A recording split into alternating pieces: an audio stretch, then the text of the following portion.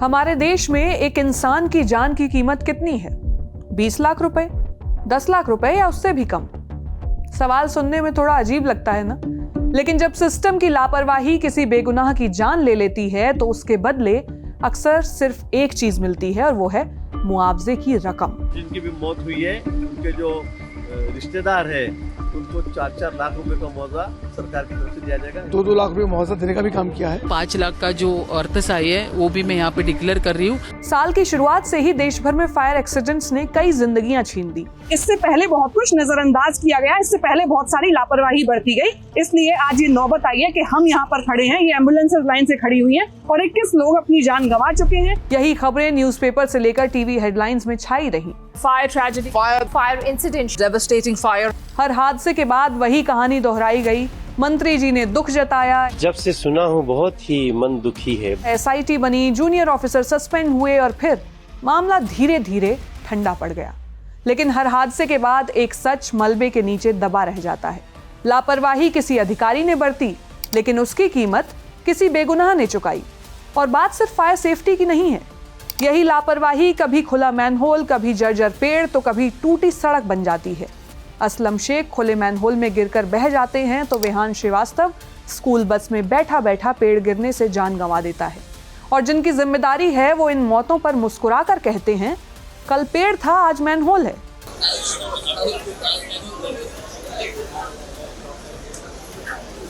बैठ के बाद के पिछले एपिसोड में हमने मॉडर्न रिलेशनशिप्स पर बात की थी।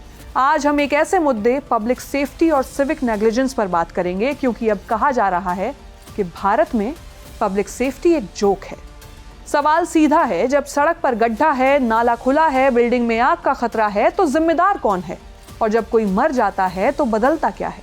जब हमारे देश में कुछ हो जाता है हम उसके बाद क्यों जागते हैं?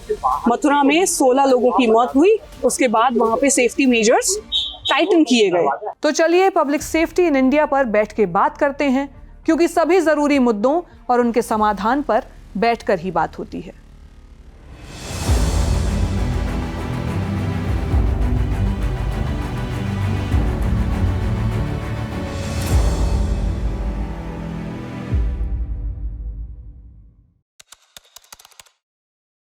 पब्लिक सेफ्टी सुनने में ये एक कॉम्प्लेक्स और गवर्नमेंट टर्म सा लगता है।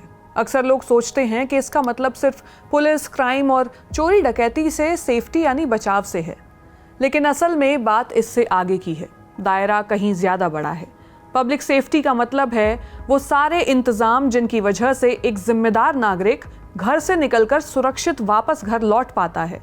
सड़क पार करना, ऑफिस के लिए बस या ट्रेन पकड़ना, मॉल या सिनेमा जाना, बिल्डिंग में लिफ्ट में चढ़ना, ये हमारी सभी डेली एक्टिविटीज़ हैं। लेकिन इन सब के पीछे एक अनकहा भरोसा है कि सड़क में गड्ढा नहीं होगा, बिल्डिंग में फायर एग्जिट होगी, बिजली का तार खुला नहीं लटका होगा और भीड़ में कोई रास्ता ब्लॉक नहीं होगा। पब्लिक सेफ्टी इसी भरोसे का नाम है। और जिस दिन ये भरोसा टूटता है उस दिन किसी का घर उजड़ जाता है। By the way, Public safety is the collective effort to protect people from accidents, crime, natural disasters, health threats, and increasingly cyber attacks. इसी में fire safety, road safety, drainage safety, building bridge safety, crowd safety, electrical safety और storm safety जैसी चीज़ें आती हैं।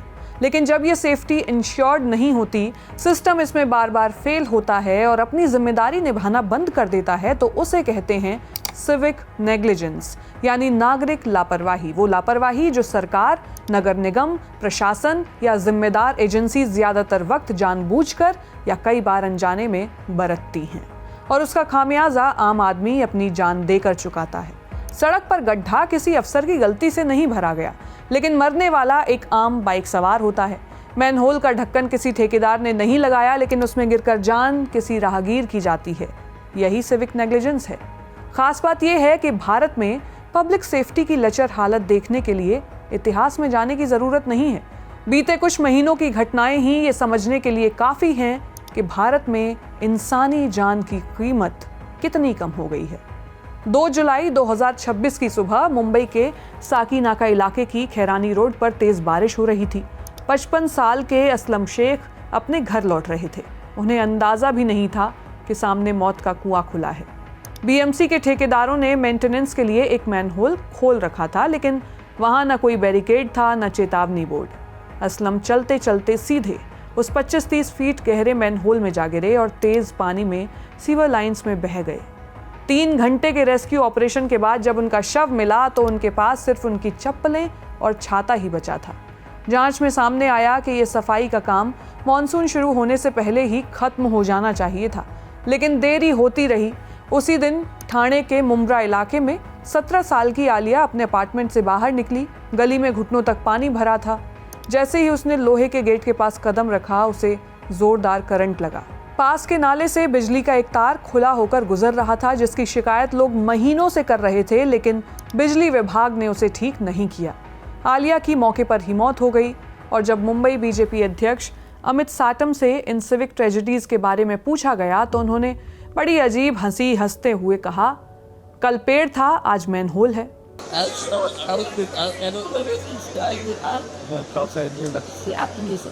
ये video social media पर जमकर वायरल भी हो रहा है, आप देख सकते हैं।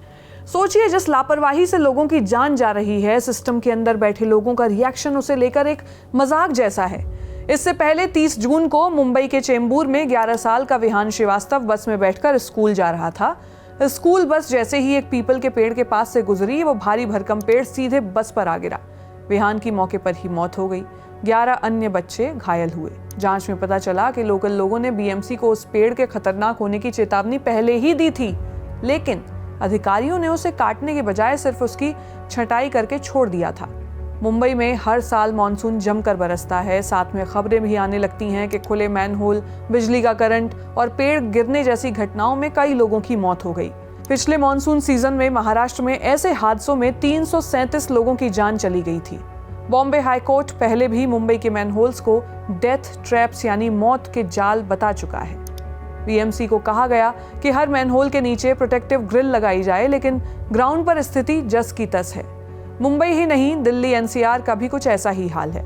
17 जनवरी 2026 की कोहरे भरी रात में सॉफ्टवेयर इंजीनियर युवराज मेहता अपनी एसयूवी कार से घर लौट रहे थे। सेक्टर 150 में उनकी कार अचानक सड़क किनारे एक बड़े गड्ढे में जा गिरी, जो 10 साल से एक मॉल प्रोजेक्ट के लिए बिना बैरिकेडिंग के खुदा पड़ा था। युवराज कार की छत पर खड़े होकर 90 मिनट तक टॉर्च जलाकर मदद मांगते रहे, लेकिन प्रशासन की सुस्ती और रेस्क्यू में देरी ने उनसे जिंदगी छीन ली। 6 फरवरी 2026 को 25 साल के कमल ध्यानी बाइक से अपने मम्मी पापा की मैरिज एनिवर्सरी का केक लेकर घर लौट रहे थे। जनकपुरी में दिल्ली जल बोर्ड ने सीवर के काम के लिए एक गड्ढा खोदा था, जहां न रोशनी थी न वार्निंग बोर्ड लगा था। कमल उस 20 फीट गहरे गड्ढे में जा गिरे और पूरी रात अकेले तड़पते रहे। 8 घंटे बाद जब राहगीरों ने उन्हें देखा, तब तक मिट्टी और दम घुटने की वजह से उनकी सांसें थम गई थीं।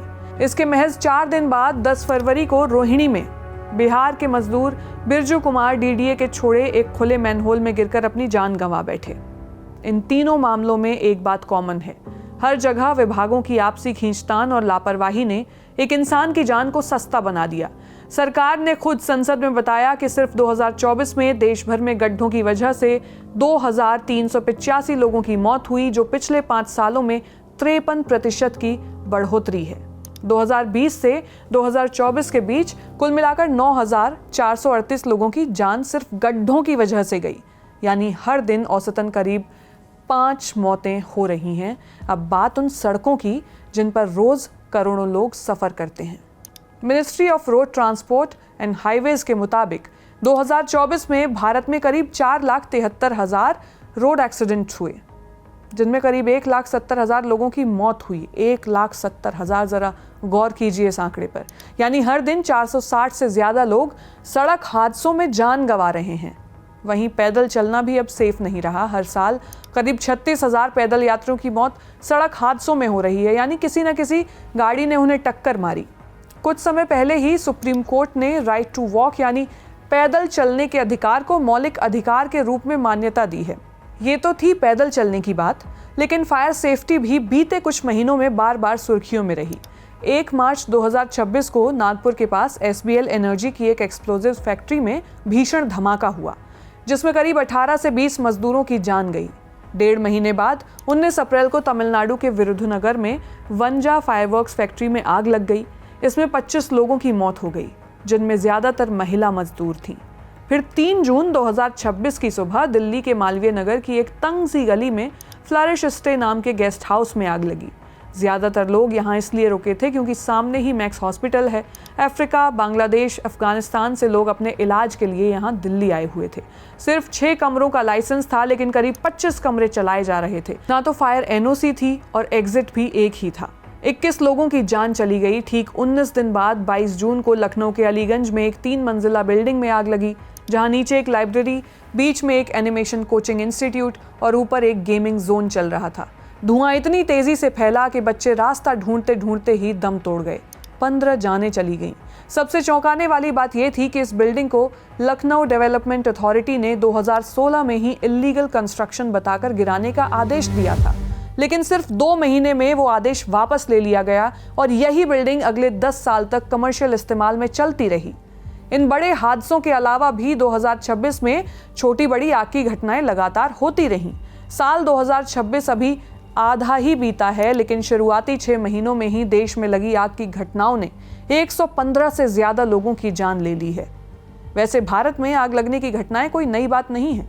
नेशनल क्राइम रिकॉर्ड्स ब्यूरो यानी एनसीआरबी की रिपोर्ट के मुताबिक 2024 में देश में आग लगने की 5,971 घटनाएं दर्ज हुई, जिनमें 5,888 लोगों की जान गई, यानी लगभग हर दिन 16 मौतें हुई।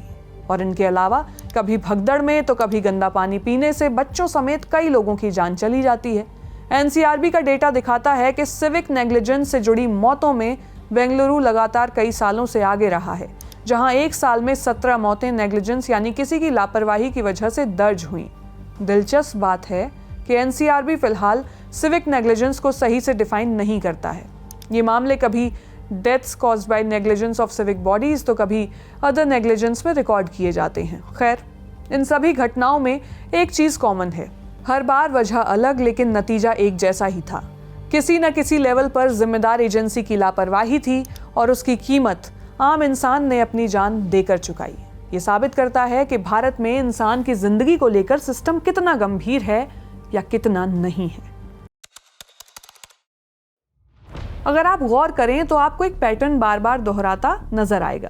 हादसा होता है, मीडिया में खबर आती है, नेता मौके पर पहुंचते हैं, मुआवजे का ऐलान होता है और जांच कमेटी बना दी जाती है। फिर कुछ हफ्तों बाद सब कुछ भुला दिया जाता है, अगले हादसे तक। यही भारत में पब्लिक सेफ्टी की सबसे बड़ी समस्या है।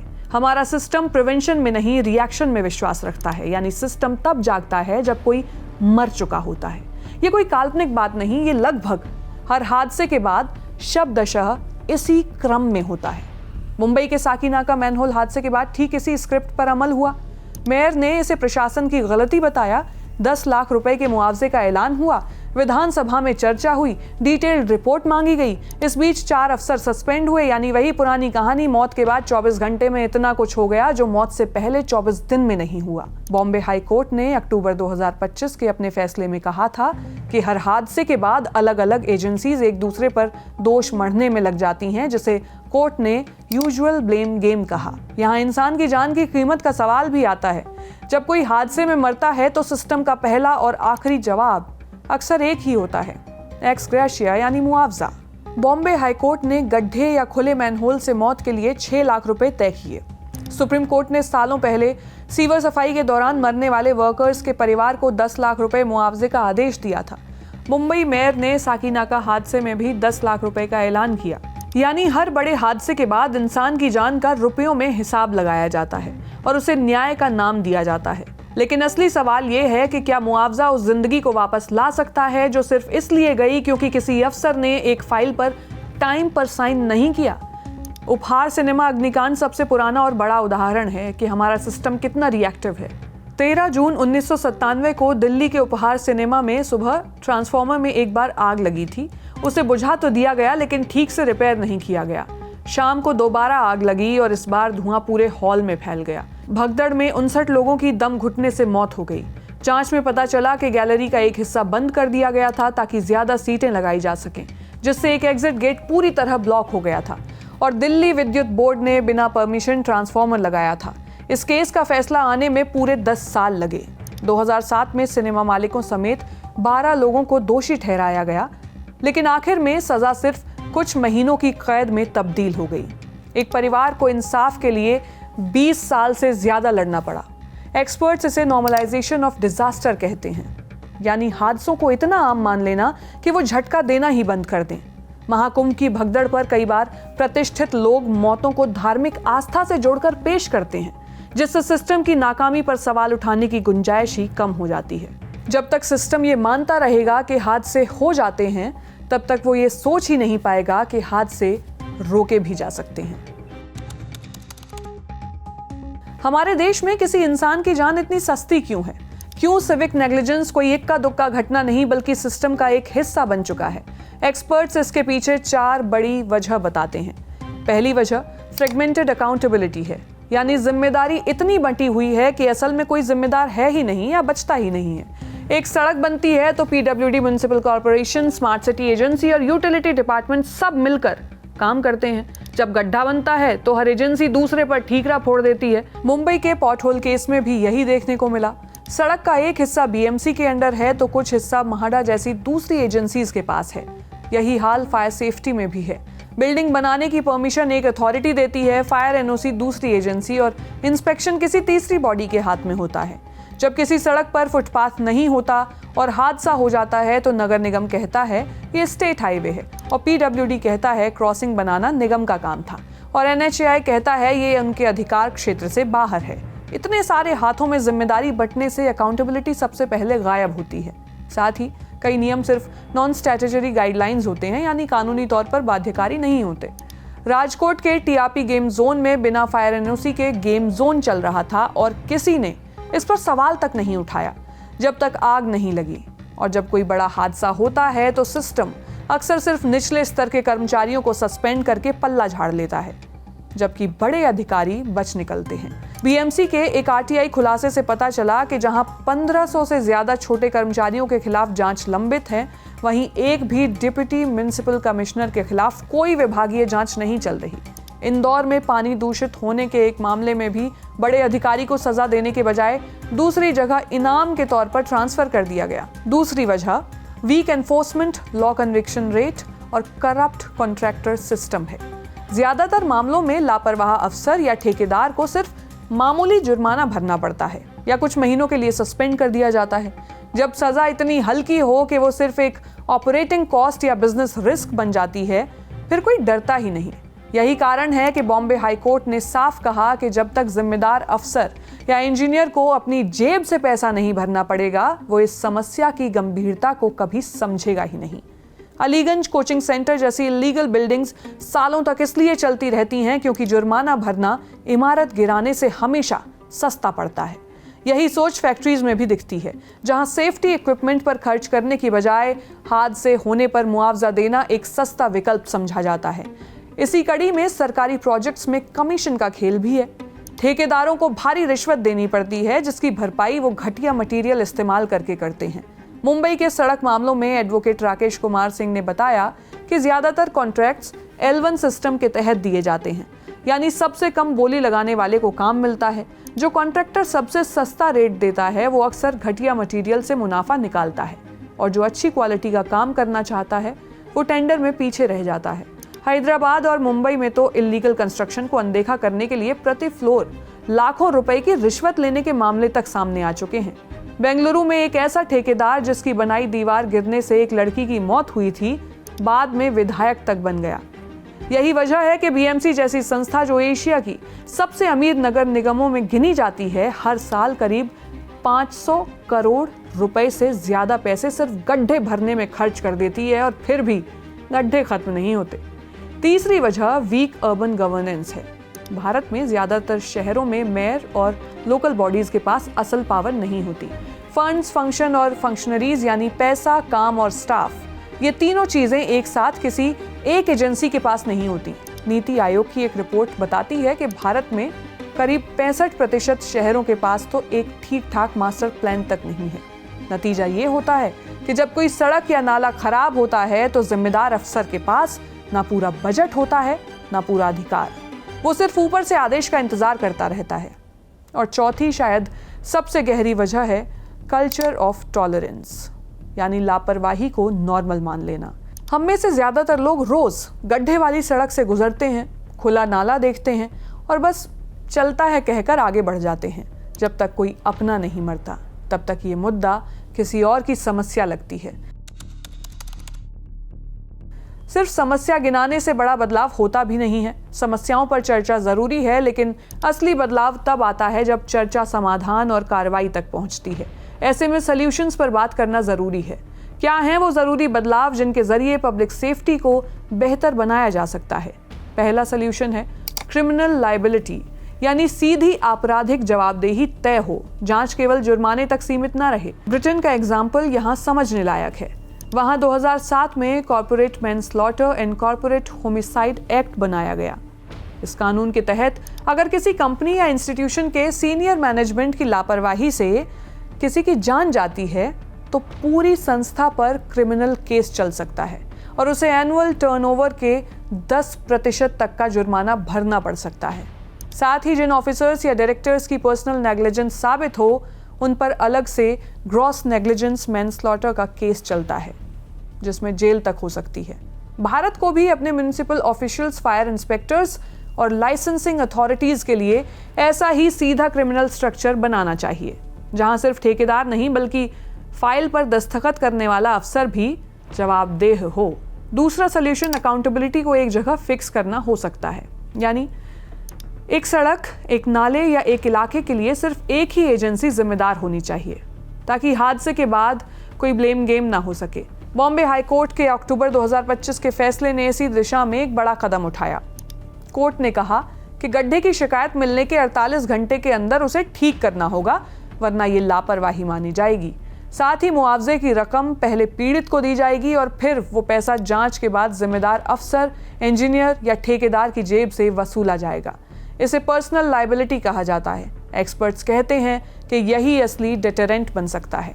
साथ ही नगर निगम, पुलिस, पीडब्ल्यूडी और दूसरे एजेंसीज के बीच एक यूनिफाइड कमांड सेंटर बनना चाहिए, ताकि हादसे के वक्त कोई एक दूसरे पर जिम्मेदारी न टाल सके।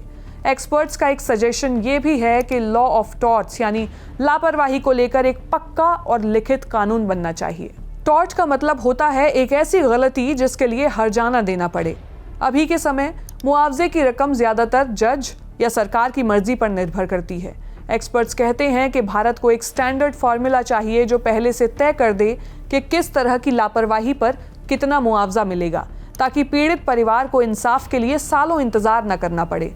साथ ही डीप पॉकेट्स थ्योरी का इस्तेमाल होना चाहिए, यानी जो संस्था जितनी बड़ी और अमीर है, जैसे बीएमसी या कोई बड़ी कंस्ट्रक्शन कंपनी, उस पर जुर्माना भी उतना ही भारी होना चाहिए, ताकि वो सिर्फ ऑपरेटिंग कॉस्ट ना रह जाए। Third solution single window grievance system बनाना हो सकता है।